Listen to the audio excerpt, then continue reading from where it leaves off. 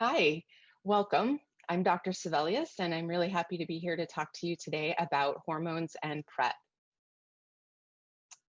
The objectives of today's talk are to describe the rates of, barriers to, and facilitators of PrEP uptake among transgender people who are using gender affirming hormone therapy. We'll also review data regarding PrEP efficacy among transgender people on gender affirming hormone therapy. And we'll also assess the current data that we have about drug-drug interactions between gender affirming hormone therapy and PrEP. And as a behavioral scientist, I will be focusing on these objectives rather than doing a deep dive into the pharmacokinetics of hormones and or PrEP. And throughout the presentation, I will offer resources for those who wish to obtain more detailed information about the pharmacokinetic properties and or drug-drug interaction studies that I will be referencing. So let's start with what is PrEP? PrEP, as many of you I'm sure know, is pre-exposure prophylaxis for HIV prevention, which was approved for this purpose in 2012. It's a once daily pill that reduces the risk of acquiring HIV from sex by more than 90% and from injection drug use by more than 70%. There are currently two medications approved as pre-exposure prophylaxis for HIV, emtricitabine with tenofovir disoproxil fumarate, which is recommended for all adolescents, all adults and adolescents at risk for HIV through sex or injection drug use. And the second medication is emtricitabine with tenofovir alafenamide, and that is recommended for adults and adolescents at risk for HIV through sex, but that excludes people who are at risk through vaginal sex. It has not been tested with folks at risk through vaginal sex, and so you may want to keep that in mind for your patients who were assigned female sex at birth. And of course, PrEP should always be considered part of a comprehensive prevention plan that includes a discussion about the importance of adherence to PrEP, condom use, other sexually transmitted infections, since PrEP does not protect against those, and other risk reduction methods depending on your patient's preference. So first, I'll talk a little bit about the fact that despite high rates of HIV among transgender people, we see low levels of HIV testing and PrEP use among these communities. So this is a study that is, to the best of my knowledge, the first nationally representative sample of HIV negative sexually active transgender people in the United States. And in this study, among 112 respondents who had sex with cisgender men and or transgender women, so were therefore potentially at risk for HIV acquisition, only 5 respondents reported currently taking PrEP. And there was no difference between trans men and trans women in this particular sample. When we look at PrEP familiarity, of 190 respondents who reported being sexually active in the 5 years prior to the study, about 48% of them uh, were familiar with PrEP. And that was about 58% of trans men who were familiar with PrEP, and only 35% of trans women who were familiar with PrEP who were sexually active in the 5 years prior to the study. The good news is that among those who reported being familiar with PrEP, the majority reported favorable attitudes towards PrEP. So we do see some openness to the idea of PrEP once people are familiar with what PrEP is. We don't know as much about trans men in regard to HIV risk and PrEP uptake, but there have been a couple of studies that have looked at PrEP eligibility rates among trans men and how many of those are actually taking PrEP. So this particular study by Golub and colleagues that was published in 2019 did an online survey with trans men ages 18 to 60 and found that 439 or 24% of those they surveyed were eligible for PrEP based on these criteria. So they were either at risk because of condomless sex or STI history, engaging in sex work, injection drug use, or having multiple cis men or trans women partners in the past year. But of those 439 who were eligible for PrEP, only 10% reported actually being on PrEP, which is lower than we would hope. Another study looking at transgender men, this was also a national online study of 857 trans men who have sex with men specifically. Reisner and colleagues found that 1.6 of those were living with HIV and 52% met PrEP indications, but only 33% reported lifetime PrEP use, with only about 22% reporting current use. Some of the factors associated with PrEP indications among these trans men who reported having sex with men were where they met their sex partners, not having sex exclusively with cisgender men, higher perceived HIV risk, greater number of partners, and high stigma associated with having a cis male partner. A very interesting study of PrEP among Black and Latina transgender women who, Black and Latina transgender women do report the highest rates of HIV and are considered at high risk for HIV acquisition. This was a mixed method study by Petit and colleagues of PrEP engagement among Black and Latina transgender women, which found high PrEP awareness and willingness to take PrEP, but low uptake.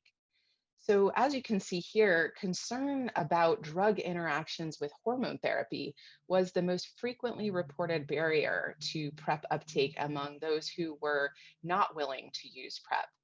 But here, in contrast, you can see that among the women who were actually using PrEP, very few reported experiencing interactions with hormones.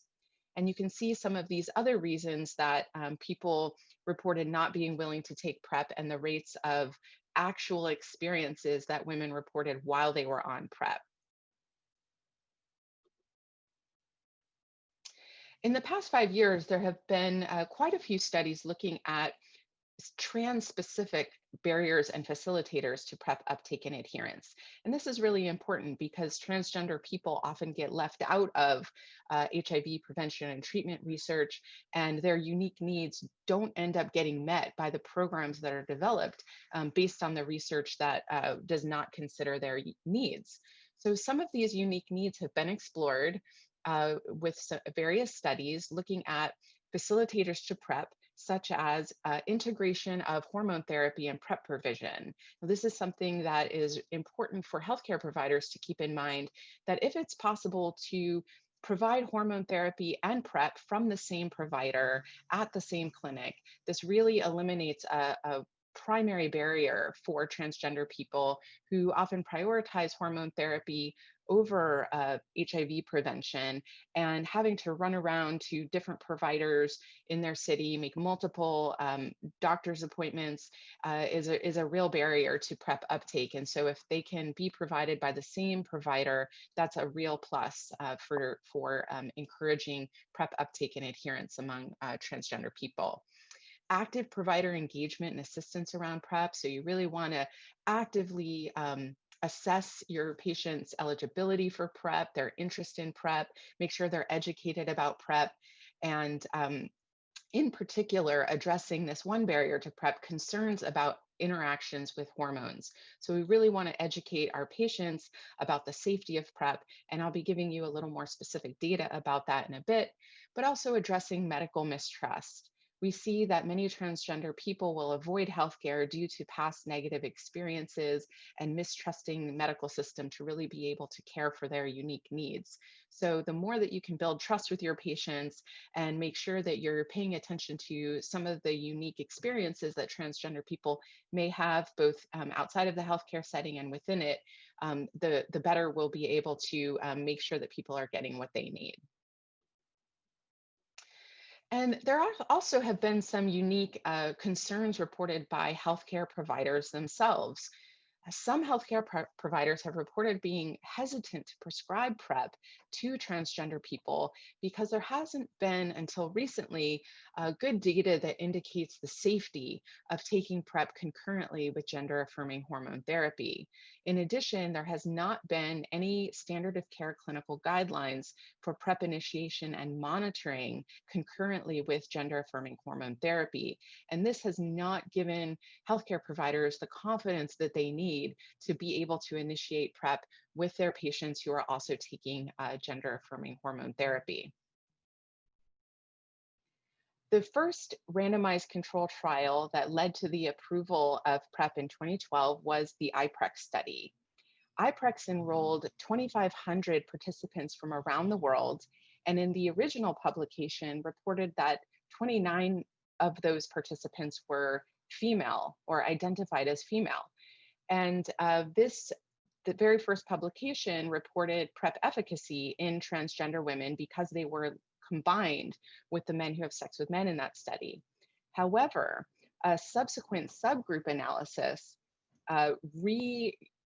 looked at how how participants' gender was categorized in the original study and found that yes, the original 29 identified as women, but there were an additional 296 that identified as trans based on a checklist that was included in the survey. 14 reported use of feminizing hormones, and so 339 participants reported one or more of these characteristics, which actually enabled a subgroup analysis of the transgender women in the iPrEP study. And based on this sub-analysis, no efficacy of PrEP was demonstrated among the subgroup of transgender women on an intention to treat basis. There were 11 infections in the PrEP group and 10 in the placebo group. And using drug level testing compared with MSM, transgender women had less consistent PrEP use. Although there were no seroconversions observed in trans women who had tenofovir diphosphate levels in the blood that were equal to or greater than 4 pills per week. Unfortunately, hormone use in the study was associated with lower tenofovir diphosphate levels. And among the trans women in the study, condomless sex was actually associated with lower PrEP use, as opposed to the men who have sex with men in the iPrEP study who reported higher levels of PrEP use during periods of condomless sex.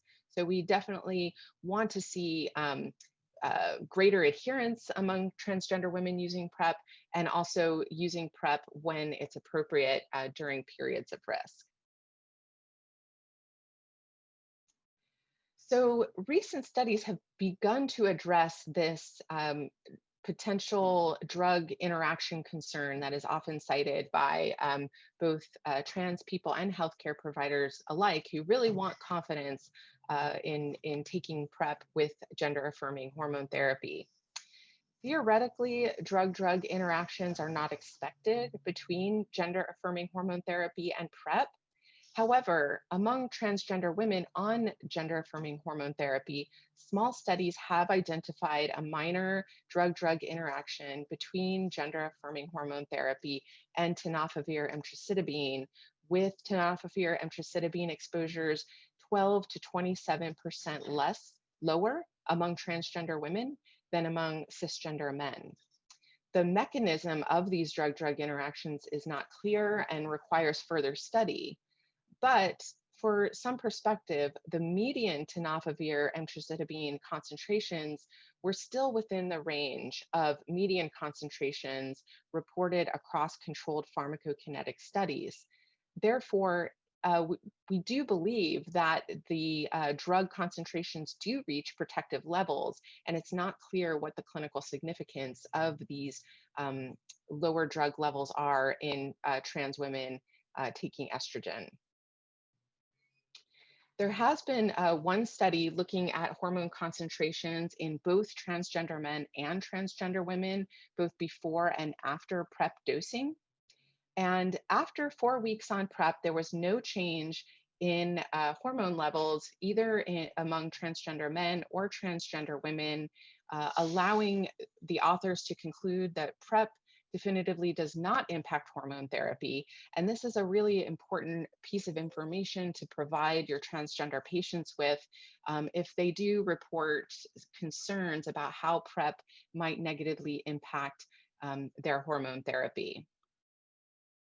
So some of the takeaway points from these drug-drug interaction and pharmacokinetic studies are that PrEP, tenofovir emtricitabine, does not affect hormone levels in trans people. Serum tenofovir levels are reduced in the presence of estrogen. However, the clinical significance of this reduction is not known, and greater adherence to oral PrEP may be indicated for trans women. So there has been some reluctance to prescribe on-demand dosing or to encourage on-demand dosing among trans women, because we really, for now, want to see trans women taking a daily oral PrEP. If you're interested in taking a deeper dive into the pharmacology and drug interactions, I highly recommend this article by Jaeger and Anderson. So to summarize the presentation, PrEP is safe and recommended to prescribe to transgender people on gender-affirming hormone therapy who are at risk for HIV acquisition. Gender-affirming care is essential to PrEP delivery. It's really important that trans people feel safe and able to access their clinical care, knowing that their provider is competent to address their unique needs. We do need more research to inform national guidelines for PrEP indication, and we need to meaningfully include transgender people in PrEP research going forward. Thank you so much.